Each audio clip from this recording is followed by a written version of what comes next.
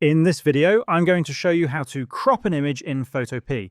First, head over to Photopea and open your project. To open an image, click on the File option located at the top left corner of your screen. From the menu that appears, select Open, then choose the image from your device and click Open again. Your image will now appear in the workspace. To crop your image, you need to select the Crop tool. If the Crop tool is visible on the left-hand toolbar, simply click to select it. If you see other tools instead, such as Perspective Crop, Slice Tool, or Eyedropper, right-click on any of them and choose the Crop tool from the options. Once selected, you will notice handles appear around the edges and corners of your image. You can click and drag these handles to adjust the crop area according to your preference.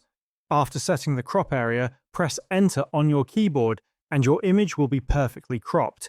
Keep in mind, if your image is part of a larger project with multiple layers and you want to crop only one specific layer, there is a separate tutorial titled How to Crop a Single Layer in Photopea. Search for this topic along with our channel name on YouTube for detailed steps. And this is how you can crop an image in Photopea.